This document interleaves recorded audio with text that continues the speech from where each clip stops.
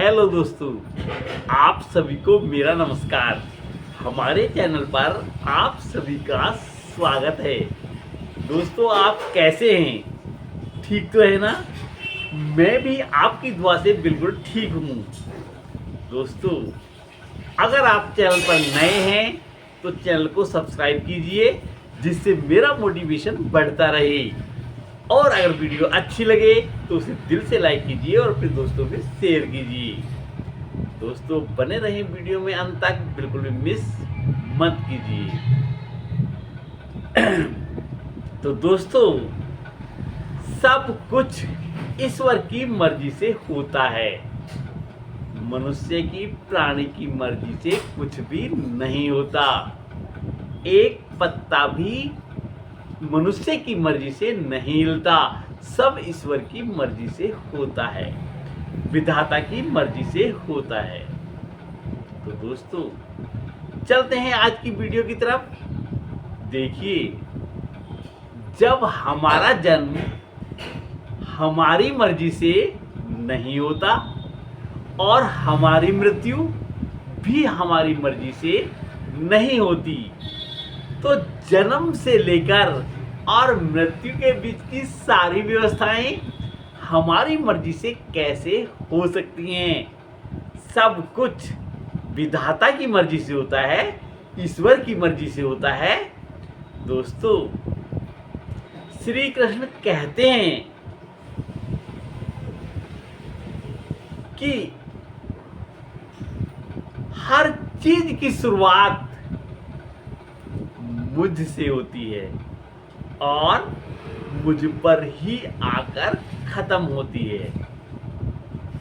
तो दोस्तों, अगर मैं आपके साथ हूं तो आप किससे डरते हो? जब मैं आपके साथ हूं तो आपको किसी से भयभीत या डरने की जरूरत नहीं है। डरते तो वे हैं जो अकेले हैं, जो मेरी भक्ति करता है, जो मेरी पूजा पाठ करता है और जो मुझसे प्रेम करता है। तो उन्हें किसी से डरने की जरूरत नहीं है। दोस्तों, जब मनुष्य का जन्म होता है तो वो रोता हुआ आता है और अपने साथ कोई भी धन दौलत, कोई भी संपत्ति साथ लेकर नहीं आता। और जब मरता है तो सबको रुला रुला कर जाता है और नंगा जाता है। कोई धन दौलत, कोई संपत्ति अपने साथ लेकर नहीं जाता। तो आप सोचिए, जब हम जन्मे थे तो बिल्कुल अकेले आए थे और रोते हुए आए थे, और जब मरेंगे तो भी अकेले मरेंगे और सबको रुला रुला कर जाएंगे और कोई भी धन दौलत अपने साथ लेकर नहीं जाएंगे। तो फिर घमंड किस बात का, अहंकार किस चीज का? इसलिए कभी घमंड मत कीजिए। हमेशा झुकना सीखिए, लचीला बनिए। लचीला बनना, झुकना एक विनम्रता की निशानी है दोस्तों, जो दूसरों के अंदर, दूसरों के दिलों के अंदर प्रेम जगाता है। तो दोस्तों, विनम्रता हमेशा दूसरों के दिलों के अंदर प्रेम जगाता है। आप देख लीजिए, हनुमान जी को खुद पर कोई घमंड नहीं था, खुद का कोई घमंड नहीं था। क्या उनके पास कोई शक्ति कब थी? उनके अंदर दूर दूर तक कोई अहंकार, कोई घमंड नहीं था।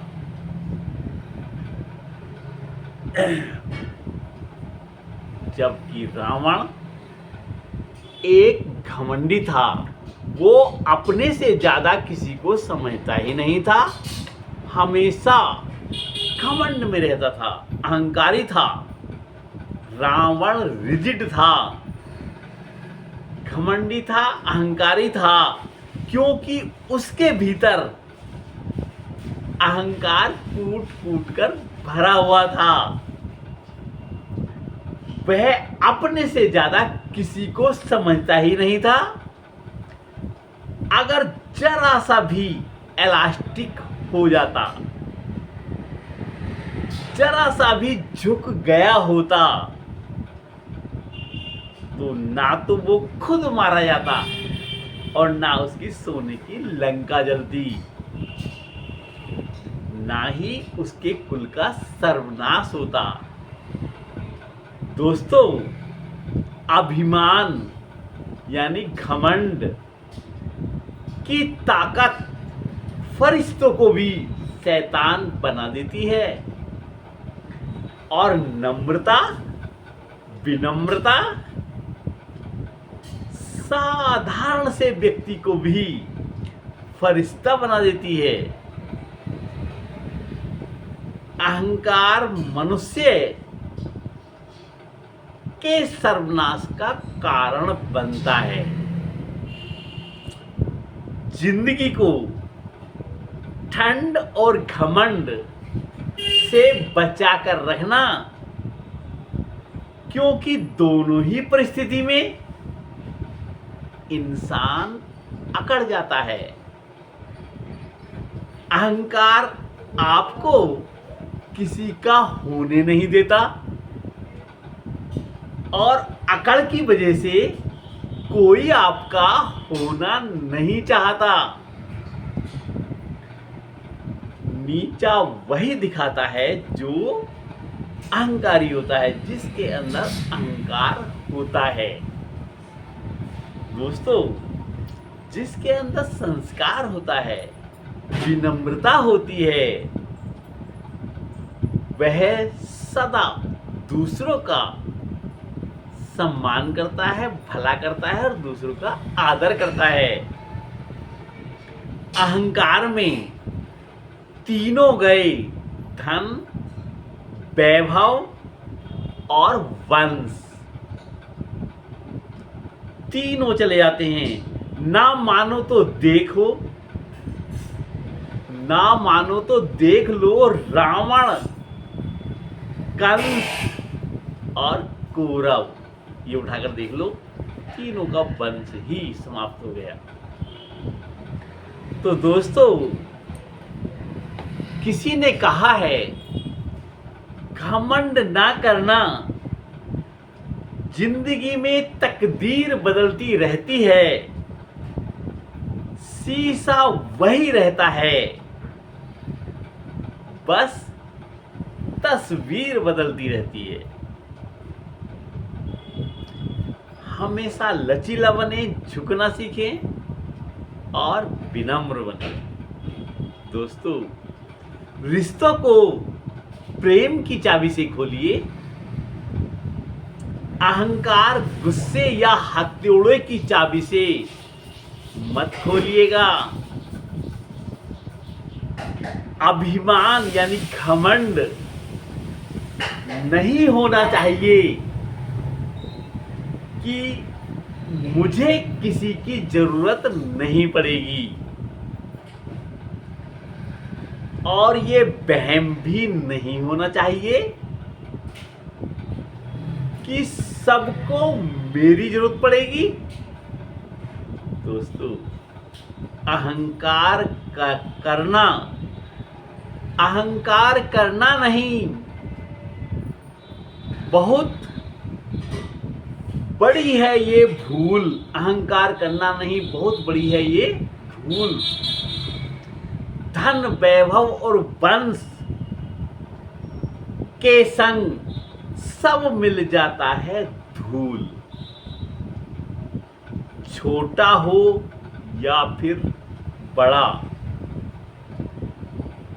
कोई भी इंसान जिसको छुआ घमंड ने, मिट गई उसकी शान।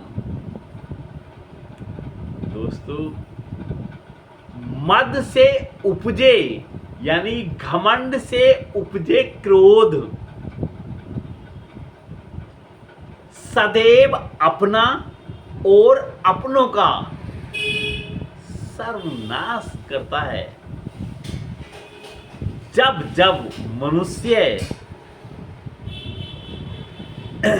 अपने भीतर ताम, मद और क्रोध को जगाएगा, तब तब वो ऐसे ही भूमि पर सो जाएगा। दोस्तों, अगर आपको जीतने का मन हो तो आपको कोई हराने वाला पैदा नहीं हुआ है। एक जुनून होना चाहिए जीतने का। जी हाँ, उम्र थका नहीं सकती, ठोकरें गिरा नहीं सकती। अगर जिद हो जीतने की तो परिस्थितियां भी हरा नहीं सकती। तो दोस्तों, बने रहें वीडियो में अंत तक, बिल्कुल भी मिस मत कीजिए। आज की वीडियो बहुत ही शिक्षाप्रद होने वाली है। जीत उसकी होती है दोस्तों जो अपने कर्तव्य और अपने धर्म की आवाज को सुनकर अपने कर्म पथ पर निडर होकर चलता है, ना मृत्यु से डरता है और ना परिणाम से डरता है। अंत में जीत उसी की होती है। दोस्तों, अगर आप जीवन में लंबे समय तक जीना चाहते हैं तो हमेशा खुश रहें, हैप्पी रहें, मुस्कुराएं।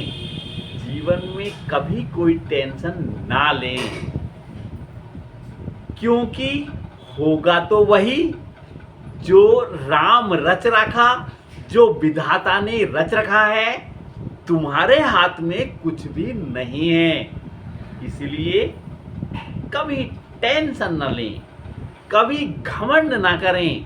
किस चीज का घमंड, जब हम मरने के बाद अपने साथ कुछ ले ही नहीं जाएंगे। किस चीज का झूठ, छल, कपट कि जो साहब बहुत ढेर सारा धन इकट्ठा करें और ले जाना कुछ है नहीं। तो दोस्तों, हमेशा सत्य बोले, सत्कर्म करें और ईश्वर की भक्ति जरूर करें, ईश्वर की पूजा जरूर करें, क्योंकि सब कुछ ईश्वर के हाथ में है। जिसने आपको इतना अच्छा शरीर दिया है, इस पृथ्वी लोक में भेजा है, उस ईश्वर का गुणगान जरूर करें, उस ईश्वर की भक्ति जरूर करें। दोस्तों,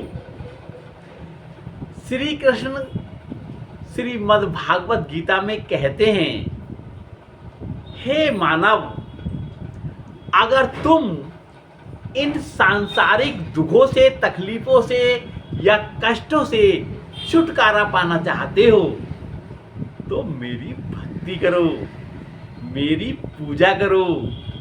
जो मेरी भक्ति नहीं करता उसे इस जन्म में शांति को प्राप्त नहीं करता और ना ही अगले जन्म में वो शांति को प्राप्त करता है और ना ही उसे ईश्वर मिलते हैं।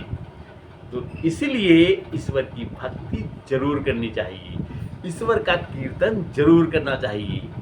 ईश्वर की भक्ति, ईश्वर का कीर्तन हमेशा आपकी दुख तकलीफों को दूर करता है, क्योंकि प्रभु आपकी दिल की आवाज को सुनते हैं और आपके साथ खड़े होते हैं। दोस्तों,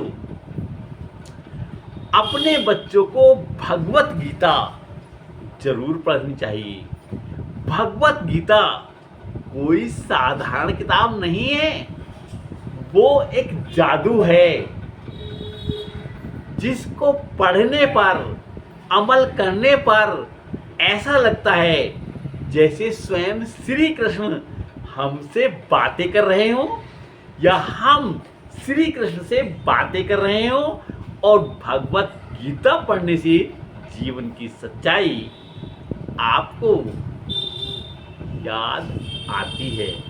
आप कभी गलत बन ही नहीं सकते। इसलिए अपने बच्चों को अच्छे संस्कार दें, उन्हें अच्छी शिक्षा दें। ये देखें कहीं पढ़ लिखने के बाद आपका बच्चा सिगरेट तो नहीं पीता है, आपका बच्चा गुटखा तो नहीं खाता है, आपका बच्चा शराब तो नहीं पीता है और आपका बच्चा कहीं गलत संगत में तो नहीं पड़ गया है, आपका बच्चा नशे के इंजेक्शन तो नहीं लगाता है, आपका बच्चा कहीं बहू बेटियों को तो नहीं छेड़ता है, कहीं बहू बेटियों पर बुरी नजर तो नहीं रखता है। इसलिए इन सब से बचने के लिए आप मेरे कहने से एक बार भगवत गीता अपने बच्चों को पढ़ने की प्रेरणा जरूर दें, उन्हें पढ़वाएं। तो दोस्तों आज की वीडियो यहीं तक। कल मिलते हैं एक नई वीडियो के साथ इसी समय और इसी जगह। कल तक के लिए नमस्कार दोस्तों। बने रहें वीडियो में।